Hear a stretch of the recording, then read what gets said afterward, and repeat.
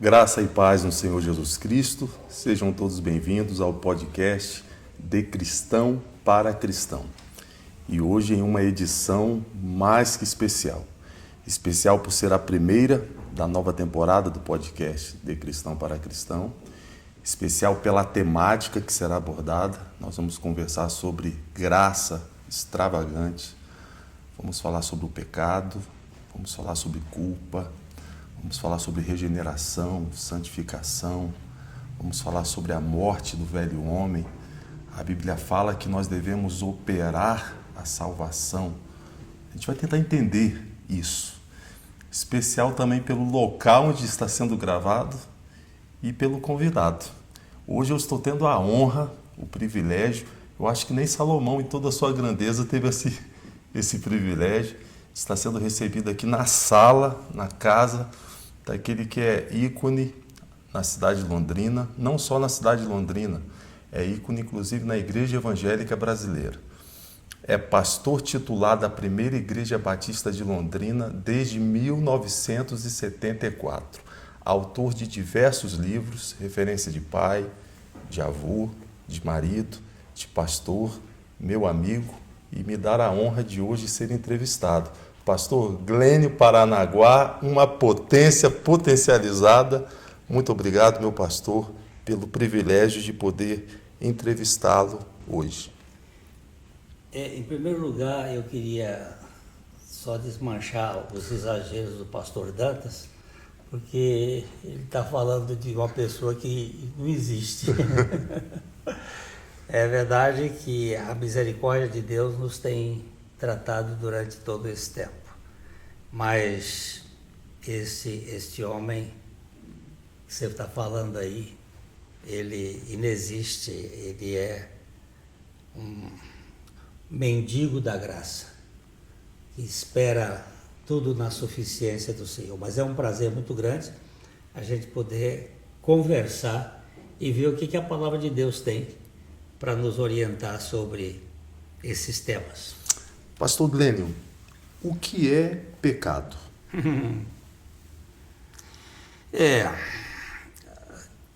Pecado é a baba maligna do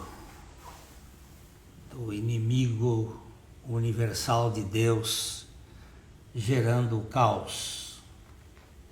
Pecado é o veneno da serpente na veia do feto.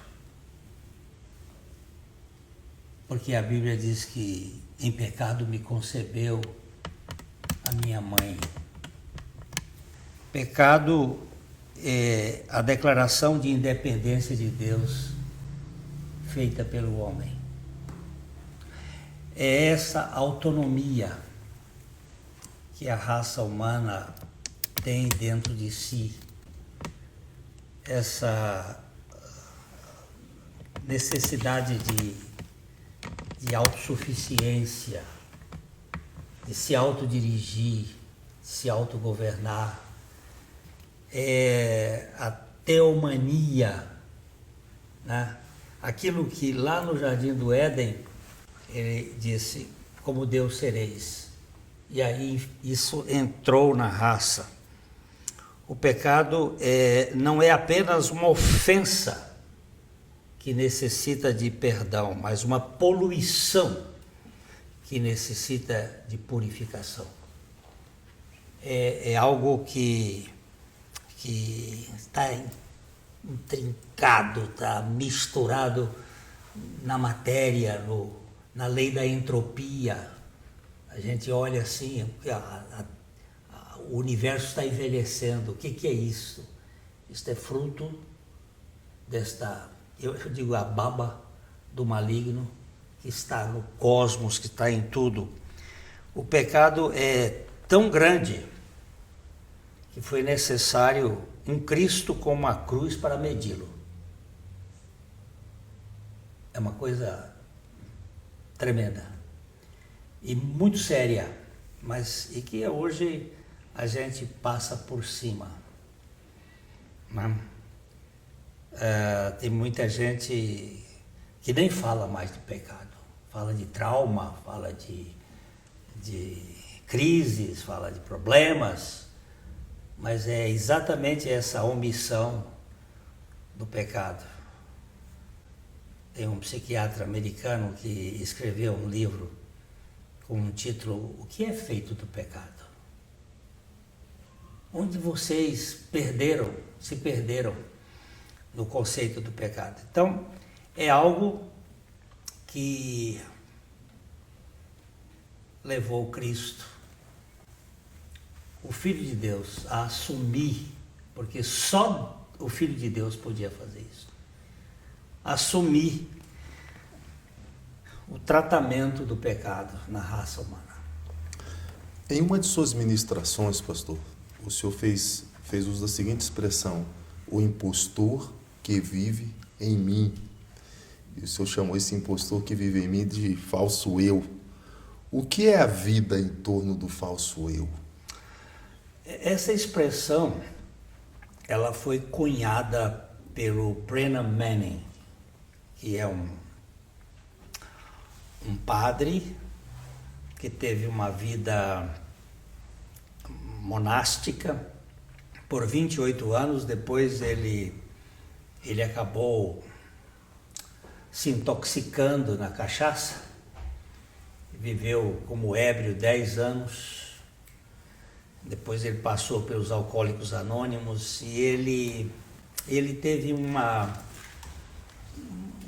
transformação, e ele começou a trabalhar, né, sobre o Evangelho para maltrapilhos, né? Ele tem o livro, né, com esse nome, O Evangelho Maltrapilho, né?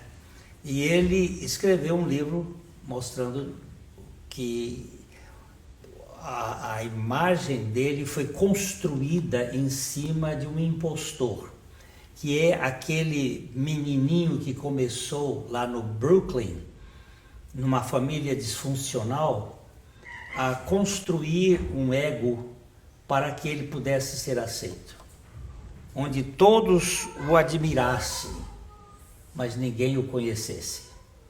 E esse eu é uma espécie de carapaça que nós vestimos, e a gente vende uma imagem falsa para o outro. E as multidões aplaudem porque acham que é isto, né? Mas ele não tem substância, ele é frágil.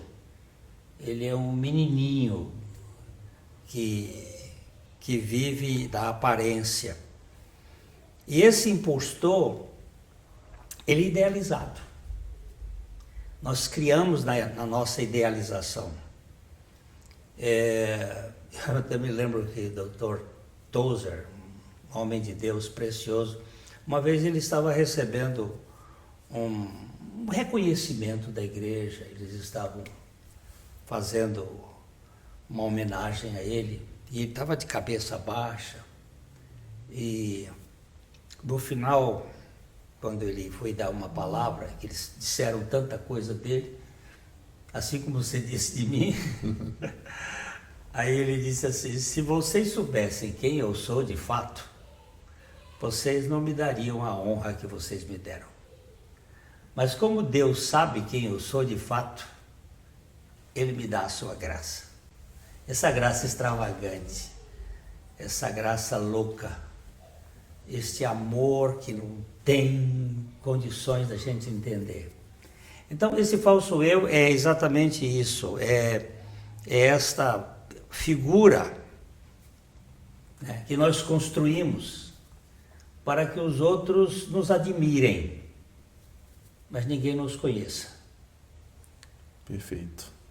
O senhor me fez lembrar de uma expressão usada por John Newton, quando já idoso, ele foi entrevistado e ele deu a seguinte resposta: eu já estou idoso, minha memória já falha, já não é mais a mesma, mas eu trago comigo duas certezas: eu sou um grande pecador e Jesus Cristo é meu grande Salvador. Amém.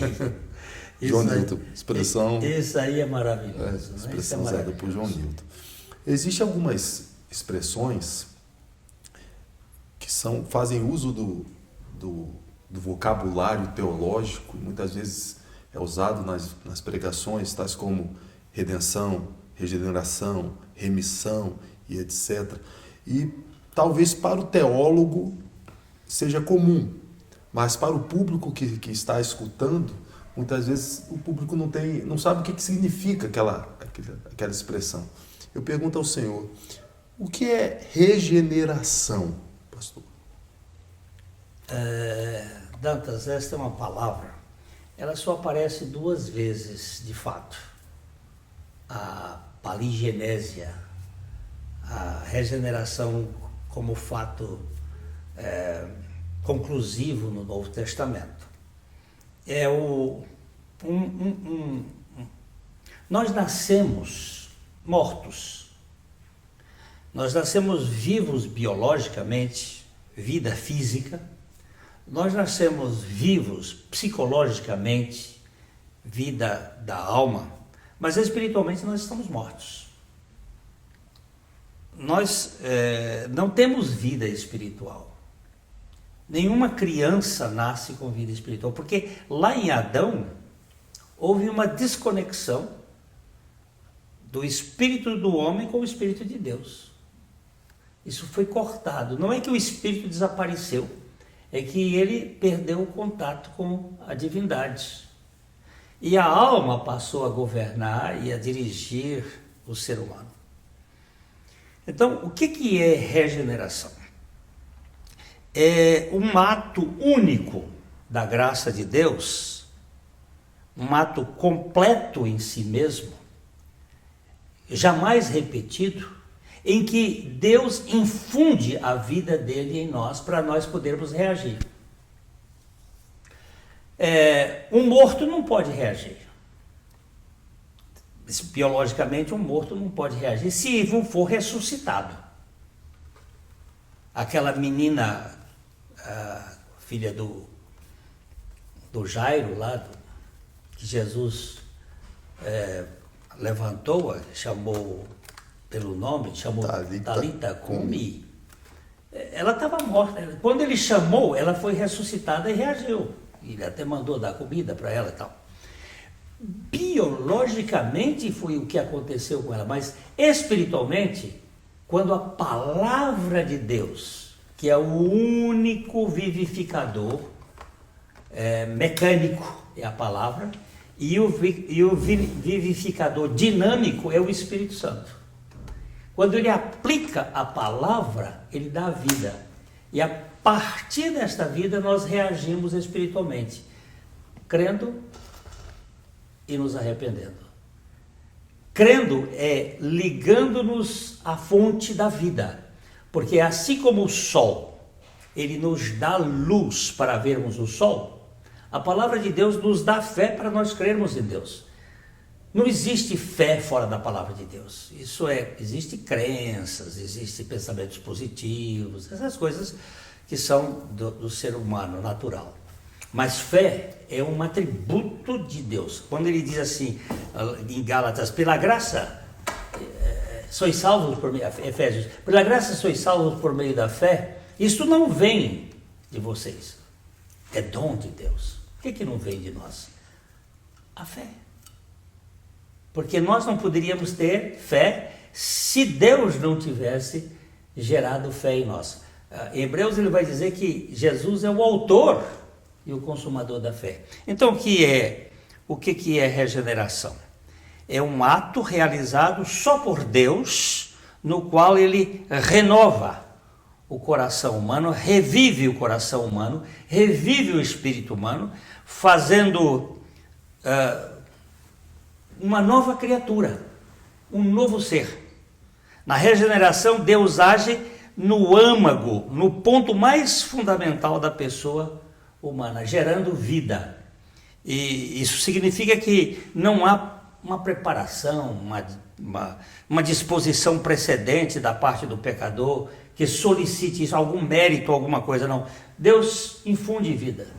É como Maria, eu acho lindo isso, assim. Ele escolheu lá Maria, uma jovenzinha, e o anjo chegou e disse, ó, você foi a escolhida e você vai ser a mãe do Salvador. E pronto, gerou vida no ventre dela. E em nós ele gera vida espiritual. A regeneração é este ato divino único em que ele gera vida em nós. Ele nos vivifica e nós reagimos. Aí, a partir daí, o processo da salvação. Aí vem a nossa fé, o arrependimento, que é tudo dado por Deus para que nós nos liguemos a Ele.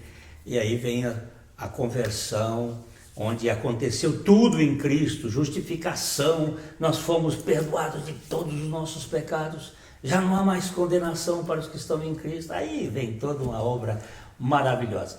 Mas não vamos esquecer que isso é o início para depois ter a santificação, que é um processo grandioso, maravilhoso, e por fim a glorificação, onde nós iremos forever, para sempre, estar com o nosso Pai.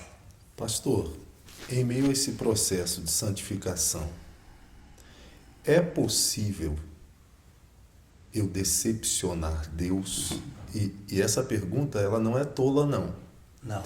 Eu já conversei com uma pessoa, por exemplo, que ele usou o seguinte argumento para mim: Dantas, eu já falhei tanto. Eu creio em Deus. Eu creio em Deus. Mas eu acho que eu já decepcionei tanto Deus que eu não estou mais incluído nas promessas de Deus. Eu não estou mais incluído no raio de ação de Deus. Palavras que uma pessoa usou para mim. Aí eu pergunto ao Senhor: é possível eu decepcionar Deus? Eu gosto muito de uma frase de Gerald Coates, que ele diz o seguinte: Deus não está decepcionado comigo ou com você, porque ele nunca teve ilusões a seu respeito. Decepção é fruto de ilusão. Você só se decepciona com alguém quando você põe muitas fichas nessa pessoa. Deus não espera nada de nós. E além disso, Deus é onisciente. Como é que ele iria se decepcionar? Essa decepção, eu diria o seguinte: você pode entristecer o Espírito de Deus. A Bíblia mostra isso. O entristecimento do Espírito de Deus. E também mostra que, em razão da nossa rebeldia, de nossa pecaminosidade, nós podemos, não é anular, mas nem extinguir o sentido de extinção, mas deixar inativo a ação do Espírito de Deus em nós. Mas decepcionar a Deus, eu acho uma coisa absolutamente absurda. Eu não posso, eu me entristeço, Deus, sim, mas eu jamais posso decepcioná-lo. E outra coisa, Deus, você imaginou Davi, um homem escolhido segundo o coração de Deus? Ele cometeu tantos equívocos e pecados e Deus não desistiu dele. E em sete salmos penitenciais, ele reflete isto, que ele viu um Deus que nunca o descartou. Aqueles que ele escolhe para sempre e não dá para perder. E o que o senhor acha que seria capaz de convencer alguém? E essa pergunta é muito importante para mim. Tanto porque eu escuto muita gente, e até porque eu também, não é? Também tenho as minhas imperfeições. O que seria capaz de convencer alguém de que Deus jamais a descartaria, a abandonaria? Olha, o primeiro histórico do homem, Deus criou o homem perfeito, colocou lá no jardim, e ele tinha comunhão com o homem. Mas no momento deste homem estar fora da comunhão, não que Deus não estivesse presente, mas a consciência dele e a percepção dele não estava na comunhão com Deus, foi que entrou o pecado. Então, depois Deus entrou na história da humanidade e se tornou o Emanuel, o Deus conosco. Mas essas duas posições, tanto da comunhão como do Deus presente conosco, elas não são permanentes. E a proposta de Deus, por meio de Jesus Cristo, é a união. E na união, significa que eu estou nele e ele está em mim. Eu gosto muito do texto de João, quando ele vai dizer em João 14, versículo 20, naquele dia, vós conhecereis que eu estou no meu Pai, e vós em mim, e eu em vós. Olha que coisa mais interessante. E aí eu pergunto, quando é que ele vai me abandonar se ele está em mim e eu nele? Nós temos que olhar a Bíblia e ler a Bíblia conforme ela foi escrita, com as preposições certas. A posição que Deus tem para conosco no batismo em Jesus, a preposição é em, mas é para dentro, é eis no grego, para dentro dele, para sermos parte dele. Então, uma vez que Deus me salva, ele me coloca dentro dele. Vós em mim e eu em vós. Jesus, quando vai falar para os discípulos, ele está ali, os discípulos meio tristes com a partida dele, e ele vai falar sobre a questão da videira, e ele fala assim, ó, eu sou a videira, e vocês são os ramos. O ramo, ele está ligado à videira. E ele diz assim, quem permanecer em mim e eu nele, está com fruto. Porque sem mim vocês não podem fazer nada. Então, qual é a nossa posição de fato? Não é uma posição ao lado. Eu tenho ouvido muito, escrevi um livro sobre esse assunto, que é Atar na Balança. Eu procuro mostrar a verdade com mais exatidão. Quando Apolo chegou lá em Éfeso, ele pregava, mas Áquila e Priscila, olhando, viu que ele não estava com mais exatidão. Então essa mais exatidão, ao lado de Cristo, você precisa andar ao lado de Cristo, você entregar, isso não existe na Bíblia. Eu não quero andar ao lado, eu vou para um lado e ele vai para o outro. Eu estou nele e essa é a posição mais segura que eu encontrei na Bíblia. Então, eu diria o seguinte, como Deus poderá me abandonar se ele me colocou nele? E Deus é santo e não pode mentir. Mentir. E essa é uma posição muito forte. Eu gosto muito de Emanuel, porque foi Emanuel que desceu aqui, mas depois lá na cruz ele me colocou nele e não me tirou na ressurreição, ele me deixou nele e ele vem viver em mim. Olha, isso aqui, meu caro, me deixa muito seguro. Deus seja louvado, pastor. Pastor, a Bíblia diz que o velho homem morreu. Mas às vezes eu tenho a impressão que não só ele está vivo, como vivo com força. Afinal de contas, o texto diz que o pecado não terá domínio sobre vós, porque não estás debaixo da lei, mas debaixo da graça. Como conciliar esses textos da Escritura com minha experiência diária com o pecado? Eu até escrevi um livro recente. Que chama-se Eu lhes darei um coração novo, que é uma tentativa de mostrar a diferença entre o homem velho, o servo do pecado, e a natureza terrena. Adão, quando ele pecou, ele já tinha uma natureza terrena, mas não tinha pecado. Quando ele pecou, surge uma outra entidade que é esse velho homem. O velho homem, ele tem prazer no pecado, ele vive do pecado, ele come o pecado, aquilo é dele.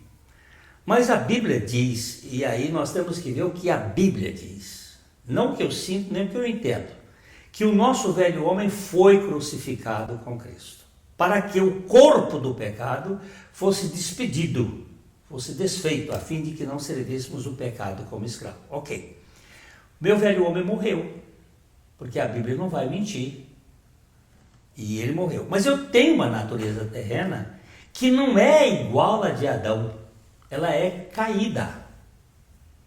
E essa natureza terrena caída, ela está sujeita ao pecado. E como não houve a salvação no meu espírito, a minha recondução, meu ligamento a Deus, mas eu tenho uma alma com tantas lembranças, com tantas coisas, com tanta cultura, né? Nesse livro eu tento explicar as culturas várias que fazem parte da nossa história genética, com Gênesis, meio ambiente e tudo, estão aqui na minha vida. Há um acúmulo de maldade. Então, muitas vezes eu vejo esse pecado no meu corpo e eu tenho, como que eu vou vencer isso? Levando o morrer de Jesus diariamente no meu corpo para que a vida de Jesus se manifeste nesse corpo mortal. Essa natureza terrena. Então o velho homem morreu. A natureza terrena tem que ser nós temos que levar o morrer de Jesus e mortificar os feitos da carne. E isto é diário. Isto é diário. É se arrepender todo dia. É tomar os efeitos do arrependimento diário. Porque nós nos arrependemos de confiar em nós. Para mim, arrependimento não é tanto uma questão de remorso ou essa questão. Arrependimento é deixar de confiar em mim para confiar em Deus. Perfeito. Perfeito. Outro texto que eu já vi muitas opiniões divergentes sobre ele, a Bíblia diz que nós morremos para a lei. Se morri para a lei, isso quer dizer que estou livre para pecar? Tem gente que advoga isso. O que é a santificação e como se dá esse processo de santificação na vida do cristão? Ô Dantas, é verdade que Paulo diz isso em Gálatas, capítulo 2, 19 e 20, ele diz, porque eu, mediante a lei, morri para a lei. Então eu morri para a lei. Mas logo em seguida ele diz assim, a fim de viver para Deus. Não fui para viver no pecado. Eu morri para a lei a fim de viver para Deus. O que a lei fazia era diagnosticar a minha natureza. Ela não é salvadora. A lei, ela avulta o pecado. Ela faz o pecado se tornar mais valente, mais feroz. Eu vou dirigindo numa rua, é uma rua contramão, eu não estou vendo o sinal. Na hora que eu vejo o sinal, a lei dizendo que é contramão, eu entro em crise. Eu tento correr logo e virar porque eu estou desobedecendo. A lei serve para isso. Mas a vida de Cristo é uma vida santa. Então, Paulo vai dizer que o cumprimento da lei é Cristo. Ele é a lei. Então, aquele não adulterarás, ele se fundamenta na palavra. O cumprimento da lei é o amor. Ainda que a carne diga adultere, a vida de Cristo no amor vai me dar condições, pela graça, de vencer essa questão da própria lei. Mas eu morri para os efeitos da lei. Ela não tem mais domínio sobre mim. Porque agora estamos debaixo da graça. E debaixo da graça não é para viver no pecado, é para viver na santidade. E a santidade, o que é isto? é o desenvolvimento da vida de Cristo em nós. Eu fui salvo da condenação do pecado pela morte de Cristo. E eu estou sendo salvo do poder do pecado pela vida de Cristo. E eu serei salvo da presença do pecado na vinda de Cristo. E aí completa-se a salvação por inteiro. Como prosseguir apesar de? E vou usar a seguinte ilustração com o senhor aqui. Vamos supor que tem alguém que pode ser que exista pessoas que estejam nos assistindo, nos ouvindo, que estejam enquadrados nessa situação. A pessoa tem vergonha do seu passado. Talvez ela já tenha falhado tantas vezes e já tenha decepcionado tantas pessoas. Se arrependeram. Como prosseguir apesar de? A Bíblia diz, quando você for orar, entra no seu quarto, fecha a porta e o seu Pai que vê o secreto te recompensará. Isso pressupõe privacidade entre nós e a divindade. Mas, ao mesmo tempo, parece haver situações em que eu preciso procurar pessoas, pedir ajuda, ou pedir perdão, ou confessar com franqueza, pastor. Não devemos pecar. Mas se pecarmos, o que fazer? Se pecarmos, temos advogado junto ao Pai que nos perdoa.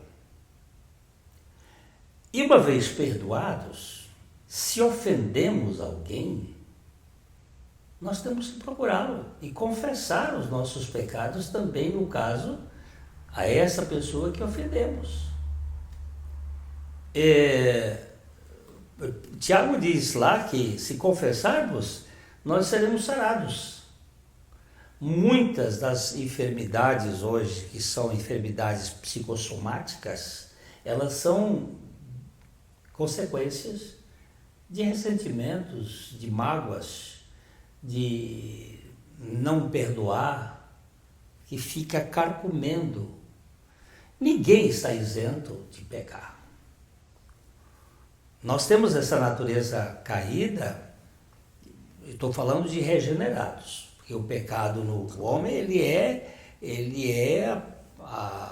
o elemento diário, ele é a coisa normal. O pecado na vida do cristão, ele é um episódio que não é bem-vindo. Se ele é uma nova criatura, ele peca, mas o pecado não é uma coisa que ele aplauda. Então ele entra no quarto, ele procura o Senhor, ele confessa o pecado, mas se tem consequências desse pecado em outras esferas humanas, de relacionamento, de restituição, nós temos que procurar.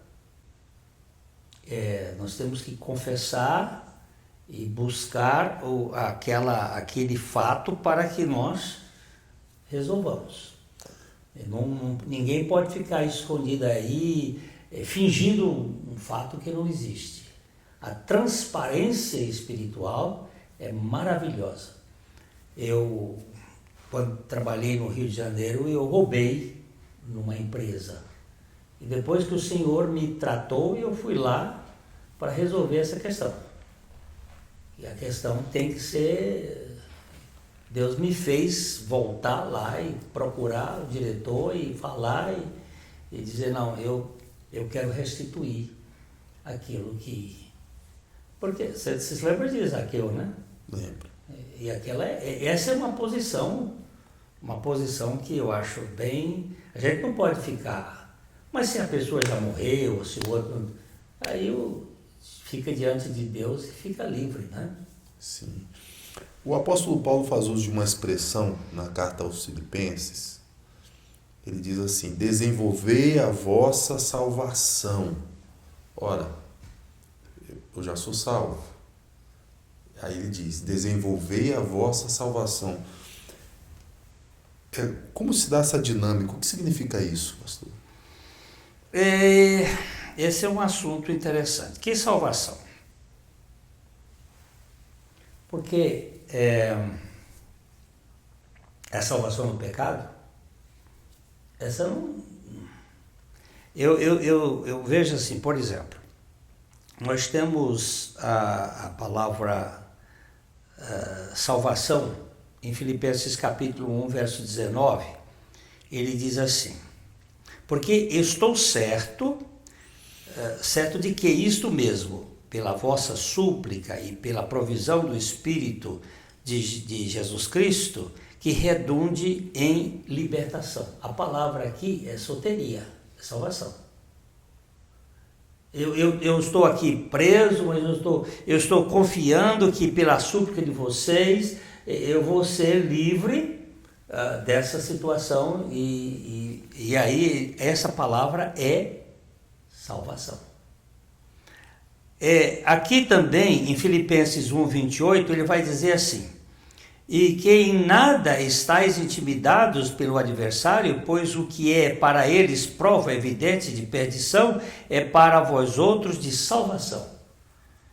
E isto da parte de Deus. Mas não é a salvação do espírito, não é a salvação da alma, é a salvação de uma circunstância. Então esse texto de Filipenses 2, 12, desenvolvei a vossa salvação, era o problema que eles estavam vivendo naquele momento. Como ele começa? Tenham em vocês o mesmo sentimento que houve em Cristo Jesus. Qual foi o sentimento de Cristo Jesus? De não ter por usurpação o ser igual a Deus, mas ele esvaziou-se e tornou-se servo e foi até a morte de cruz, pelo qual Deus o exaltou e colocou um nome acima de todo nome, para que ao nome de Jesus toda língua confesse. Qual era o problema da igreja de Filipos? Eram aquelas duas mulheres que está lá no capítulo 4, que a gente pensa, aquele era o problema. Elas estavam, duas mulheres preciosas, que estavam disputando espaço lá dentro e criando problema. E Paulo vai começando a dizer, nós temos um evangelho que nos dá alegria. Tanto é que a carta aos Filipenses, que foi uma carta escrita da cadeia, e ele fala 19 vezes a palavra alegria, gozo, felicidade, contentamento. Mas qual era o problema que estava enfrentando a igreja? Duas meninas lá, Evódia e Assinte, disputando espaço, que é isso, coisas da carne. Então ele diz assim, vocês têm um poder para desenvolver a vossa salvação, não é a salvação, porque é Deus que realiza em vós o querer e efetuar. Nós temos aí a condição, não é que eu não posso desenvolver o perdão dos meus pecados na cruz, porque isso foi perfeito, né? Eu acredito que temos que ler e ver o contexto de cada vez que a palavra aparece para se encaixar e não tornar isto uma coisa assim um tanto pesada, né? Eu já vi muitos teólogos chamando Filipenses da Carta da Alegria. Como livre pensador que sou, né? Não. Eu costumo chamar Filipenses da Carta da Maturidade, porque o nível de maturidade da mensagem contida na carta de Paulo à igreja que estava em Filipos é extraordinário. Não tem dúvida. Por exemplo, acho extraordinária a expressão usada por Paulo. Eu prossigo para alcançar a Cristo, mas com a consciência de que já fui alcançado por Ele. Exatamente. Fantástico. Isso é maravilhoso. Paulo, ele vai ali dizendo, ele mostra, espelha a sua natureza, dizendo assim, a mim, eu fui da tribo tal, vai dando todo o background dele. Tribo de Benjamim, circuncidado ao 8º dia. É aquela coisa, aquele background dele, todo o pedigree dele. Ele diz, mas eu considero tudo isso como esterco, como perda, diante da sublimidade de Cristo. Como é que isso ele está dizendo depois que ele fala desse desenvolvimento da salvação, né? Então, é este lado que vocês precisam de se desvestir dessas picuinhas, dessas coisinhas da carne, dessas comparações. De vocês, para mim, essa carta, ele bota o problema lá no fim da carta e trabalha o tempo todo mostrando a doutrina da graça de Deus, como ela faz. E dizendo assim, vocês podem fazer com que essa igreja não fique aí com essas questões tão miúdas. Vocês que já ajudaram tanto no passado e que se perderam nessa bobageira toda. Como última pergunta, pode ser que alguém que esteja nos assistindo agora tenha falhado, tenha tropeçado, tenha pecado, e o tema da nossa conversa hoje é graça extravagante. Pergunta ao Senhor: quão extravagante é a graça para o mais miserável de todos os homens? Eu gosto muito de uma frase, de um pensamento de Robert Horn. Ele diz o seguinte: segundo a Bíblia, parece-me que não conheceremos a explicação completa da graça nem mesmo no céu. Você pode repetir, pastor?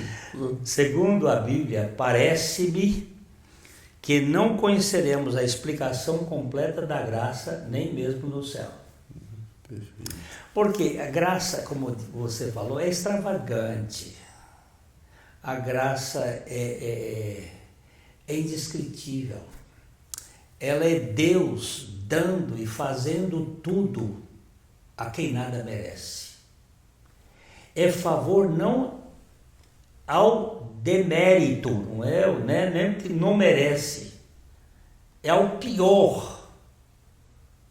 Tanto é que Paulo, quando vai descrever a questão da eleição, ele diz que Deus escolheu os que não são, para confundir os que são. Ele joga logo assim, olha, não tem nada. A graça ela é demais. Eu não posso nem... Eu só posso dizer o seguinte, para mim, só a graça. Porque não tem outra razão para me salvar. Eu nunca fui tão mal por fora, comportamentalmente falando, mas muito mal por dentro. Os meus pensamentos, os meus sentimentos. Às vezes a gente julga as pessoas em termos hitlerianos. O Hitler foi o maior assassino, não sei o que, não sei o que. Bom, meu amigo, e eu tenho a mesma natureza dele. Talvez não fiz o que ele fez e outros fizeram. Mas a natureza é essa. E só a graça. Então essa graça, ela é exuberante, ela é grande. Não tem ninguém que possa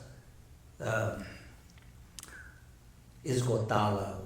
Eu gosto muito dessa expressão do Thomas Brooks, também teólogo do século XVII. Ele disse: a graça transforma leões em cordeiros, lobos em ovelhas, monstros em homens e homens em anjos.